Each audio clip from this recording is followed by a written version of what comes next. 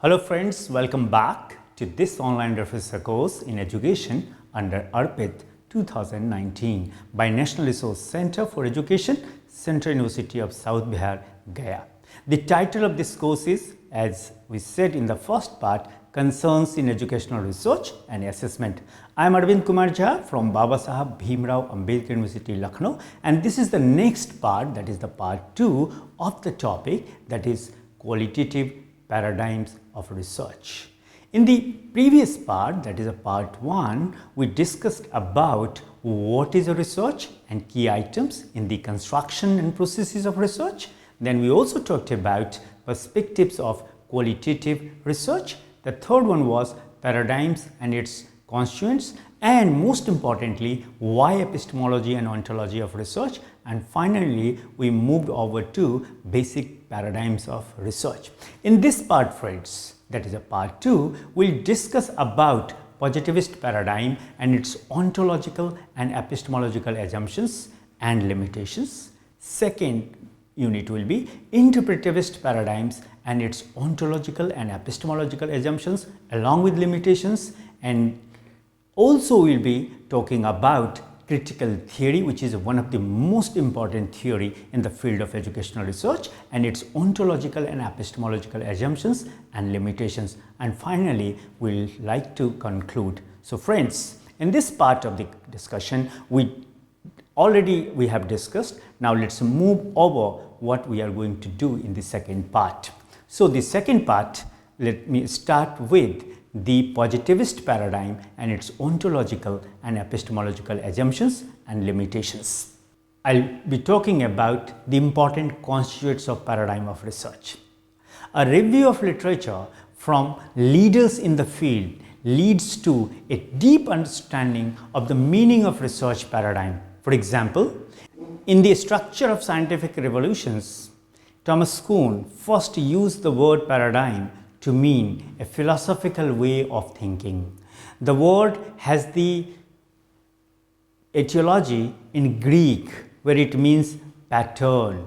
In educational research, the term paradigm is used to describe a researcher's worldview, and this worldview is the perspectives or thinking or school of thought or set of shared beliefs that informs the meaning or interpretation of research data, or as Lather has explains, a research paradigm inherently reflects the researcher's beliefs about the world that he or she lives in and wants to live in. It constitutes the abstract beliefs and principles that shape how a researcher sees the world and how he or she interprets and acts within that world. When we say that it defines the researcher's worldview, we mean that a paradigm constitutes the abstract beliefs and principles that shape how a researcher sees the world and how he or she interprets and acts within that world. It is the conceptual lens through which the researcher examines the methodological aspects of their research projects to determine the research methods that will be used and how the data will be analyzed. Gaya and Lincoln, who are leaders in the field, defined a paradigm as a basic set of beliefs or worldview that guides research action or an investigation. Similarly, the gurus of qualitative research, Denzin and Lincoln, define paradigms as human constructions which deal with first principles or ultimate, indicating where the researcher is coming from so as to construct meaning embedded in data. Paradigms are thus important because they provide beliefs and dictates which, for scholars in a particular discipline, influence what should be studied, how it should be studied, and how the results of the study should be interpreted. The paradigm defines a researcher's philosophical orientation, and as we shall see in the conclusion to this presentation, this has significant implications for every decision made in the research process, including choice of methodology and methods. And so, a paradigm tells us how meaning will be constructed from the data we shall gather based on our individual experiences, that is, where we are coming from. It is therefore very important that when you write your research proposal for any project or for any funding agencies, you clearly state the paradigm in which you are locating your research. In short, epistemology, ontology, axiology, and methodology are important constituents of research paradigm, irrespective of paradigmic concerns. Before I move to the epistemological assumptions and ontological assumptions, I would like to talk about that the epistemological assumptions and ontological assumptions together makes a paradigm which constitutes reality, and how can we understand its existence. Friends, to understand paradigm, it is better to understand in a pictorial way that follows. Now I'll be talking about, in short, the ontological and epistemological positions. Let me start with ontological positions. Ontology is the study of claims and assumptions that are made about the nature of social reality. Claims about what exists, what it looks like, what units make it up, and how these units interact with one another. Epistemology is the study of what constitutes a valid knowledge and how can we obtain it. I know valid knowledge is there, but how to have that? That's the major challenge in any educational research that we conduct. Ontologists study what we mean when we say something exists, and epistemologist studies what we mean when we say we know something. And following picture will help you to understand in a subtle way. According to Lincoln and Gaya, as said earlier, a paradigm comprises 4 elements, namely epistemology, ontology, methodology, and most important, last but not the least, axiology.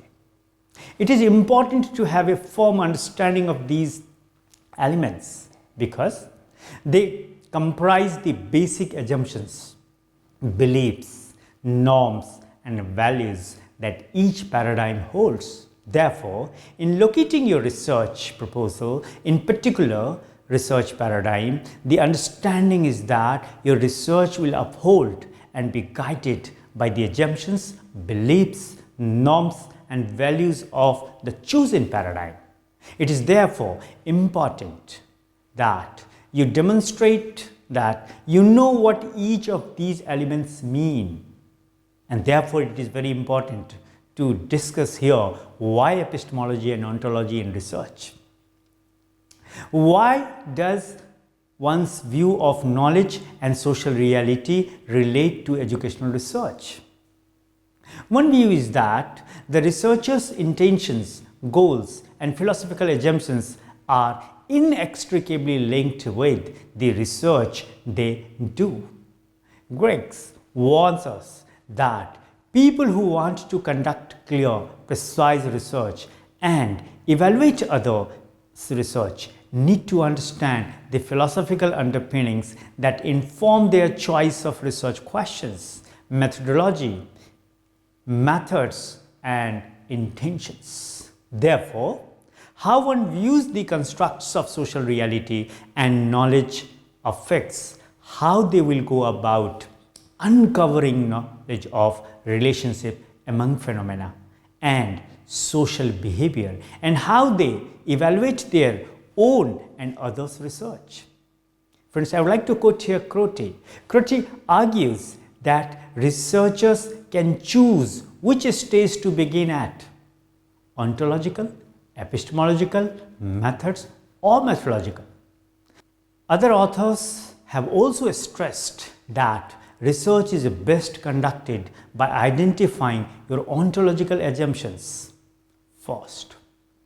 Research is best done by setting out clearly the relationship between what a researcher thinks can be researched, that is, as I said in the beginning also, his or her ontological positions, linking it to what we can know about it, as I said earlier, his or her epistemological positions, and very importantly, how to go about acquiring it.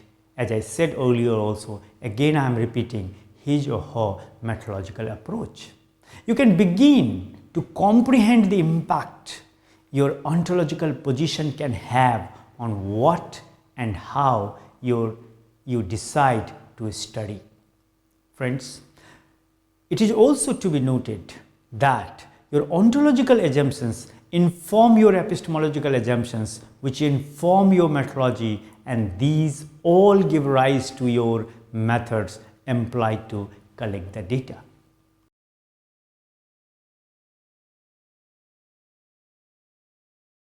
And therefore, epistemology has its etiology, as I said earlier, in Greek, where the word epistem means knowledge. Put simply, in research, epistemology is used to describe how we come to know something, how we know the truth or reality.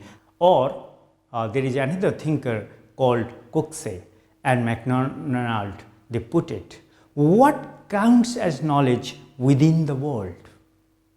It is concerned with the very basis of knowledge, its nature and forms, and how it can be acquired and how it can be communicated to other human beings. It focuses on the nature of human knowledge and comprehension that you as the researcher or knower can possibly acquire so as to be able to extend, broaden and deepen understanding in your field of research.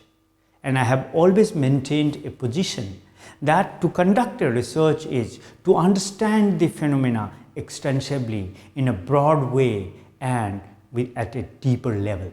So deepening understanding is the key factor. Friends, there is another scholar, Schwant. He defines it as the study of the nature of knowledge and justification.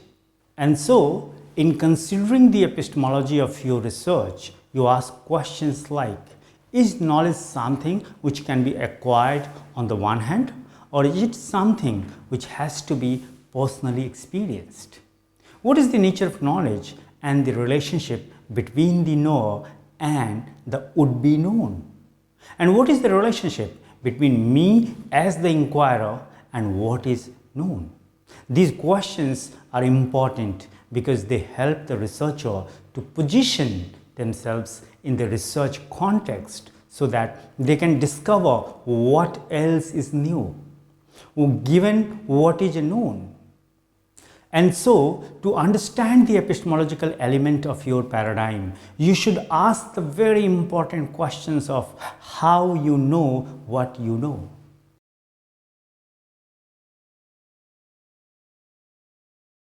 And this question is the basis for investigating the truth. Whereas it might be debatable as to whether there is such a thing as a truth, as Davidson has highlighted. If we take factual evidence as truth, then epistemology helps you to ask factual questions such as, how do we know the truth? What counts as knowledge? These are particularly important questions because one of the criteria by which higher degree research is judged is its contribution to knowledge. In trying to articulate the answers to the above questions, researchers can draw from 4 sources of knowledge. Those sources are intuitive knowledge, authoritative knowledge, logical knowledge, and empirical knowledge. Slavin has very clearly stated in one of his writings. If you rely on forms of knowledge such as beliefs, faith, and intuition, then the epistemological basis of your research is intuitive knowledge. If you rely on data gathered from people in the know, books, leaders in organizations, then your epistemology is grounded on authoritative knowledge. If you put emphasis on reason as the surest path to knowing the truth, then This approach is called rationalist epistemology or logical knowledge. On the other hand, if you put emphasis on the understanding that knowledge is best derived from sense experiences and demonstrable objective facts, then your approach leans towards empirical epistemology.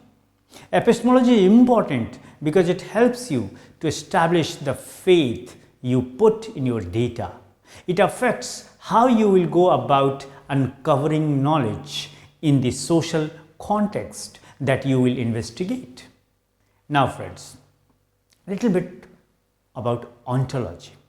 So ontology is a branch of philosophy concerned with the assumptions we make in order to believe that something makes sense or real, or the very nature or essence of the social phenomenon we are investigating. As Scotland has stated, it is the philosophical study of the nature of existence or reality, of being or becoming, as well as the basic categories of things that exist and their relations. It examines your underlying belief system as the researcher about the nature of being and existence. It is concerned with the assumptions we make in order to believe that something makes sense or is real, or the very nature or essence of the social phenomenon we are investigating.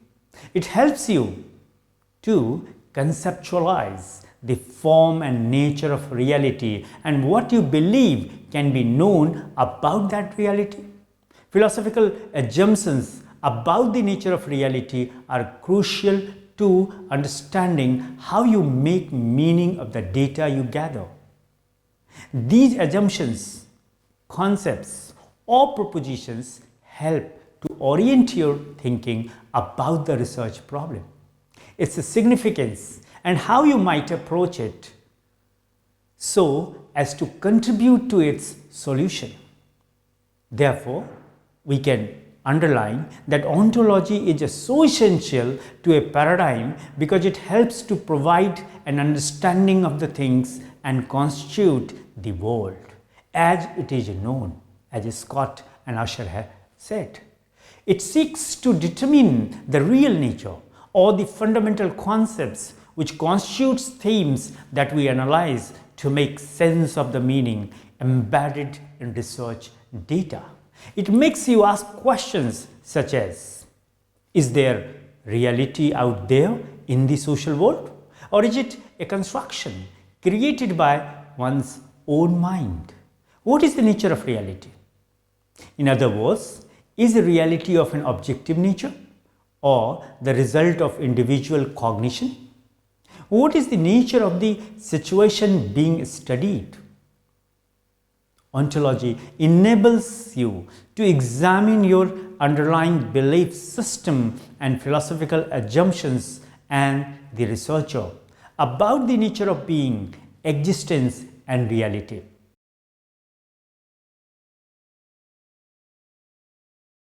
Therefore, we can say that philosophical assumptions about the nature of reality are crucial to understanding how you make meaning of the data you gather. These assumptions, concepts, or propositions help to orient your thinking about the research problem, its significance, and how you might approach it so as to answer your research question, understand the problem investigated, and contribute to its solution. There is another important concept that we need to discuss here, friends. Why methodology and axiology in research? We have talked about epistemology, we have talked about ontology, but it's high time to discuss and deliberate why methodology and axiology in research. Methodology is the broad term used to refer to the research design, methods, approaches, and procedures used in the investigations that is well planned to find out something. For example, data gathering, participants, instruments used, and data analysis are all parts of the broad field of methodology. In sum, The methodology articulates the logic and flow of the systematic processes followed in conducting a research project. I repeat, methodology articulates the logic and flow of the systematic processes followed in constructing a research project so as to gain knowledge about a research problem. It includes assumptions made, limitations encountered, and how they were mitigated or minimized. It focuses on how we come to know the world or gain knowledge about part of it. In considering the methodology for your research proposal, you should ask yourself the question, how shall I go about obtaining the desired data, knowledge and understandings that will enable me to answer my research questions and thus make a contribution to knowledge. So research questions are the key. Now I'll be talking about the axiology, one of the important branches of philosophy. Axiology refers to the ethical issues that need to be considered when planning a research proposal. It considers the philosophical approach to making decisions of value or the right decisions. It involves defining, evaluating, and understanding concepts of right and wrong behavior relating to the research. It considers what value we shall attribute to the different aspects of our research, the participants, the data, and the audience to which we shall report the result of your research. Put very simply, it addresses the question, what is the nature of ethics or ethical behavior? In answer to this question, it is important to consider with regard to for human values of everyone that will be involved with or participate in your research project.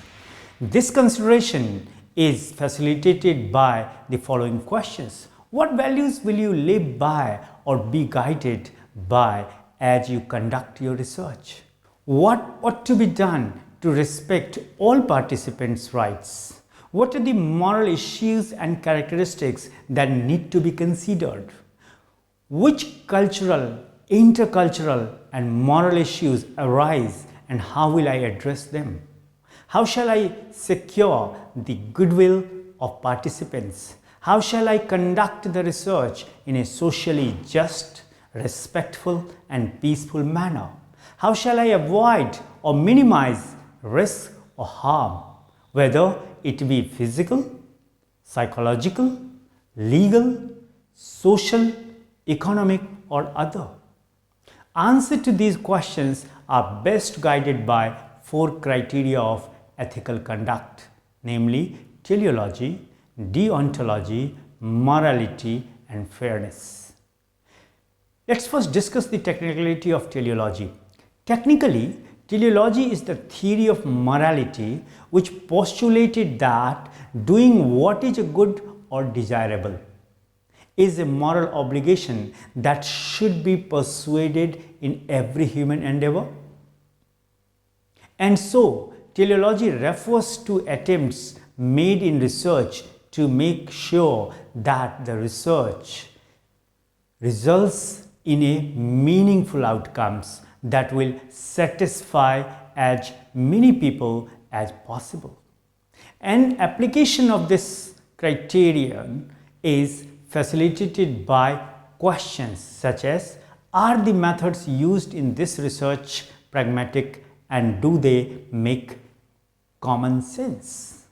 Will the actions undertaken in the research produce more benefits than harm? Am I convinced that the actions that will be taken during the research will be right ones? Have I considered all possible considerations or possible consequences of this research? Deontology is the understanding that every action that will be undertaken during the research will have its own consequence, intended to benefit participants, the researcher, the scholastic community, or the public at large. It also follows and it also allows for flexibility to deal with individual participants or observations. The morality criterion refers to the intrinsic moral values that will be upheld during the research. For example, that the researcher will be truthful in their interpretation of the data. Finally, the criterion of fairness draws the researcher's attention to the need to be fair to all research participants and to ensure that their rights are upheld. Implementation of this criterion is guided by questions such as how fair will my research actions be? Will they treat all research participants in the same way? Will my actions show favoritism or discrimination towards any participants? And so, in this section on ethical considerations for your higher degree research proposal, you should demonstrate best ethical conduct by showing an understanding of what is a right or wrong behavior as you conduct the research. This consideration is founded on the understanding that all humans have dignity which must be respected, and they have a fundamental human right to make choices which you as a researcher must respect. Implementation of ethical considerations focuses on 4 principles which you need to uphold when dealing with your participants and data. And these principles have the acronym PAPA, namely privacy, accuracy, property, and accessibility.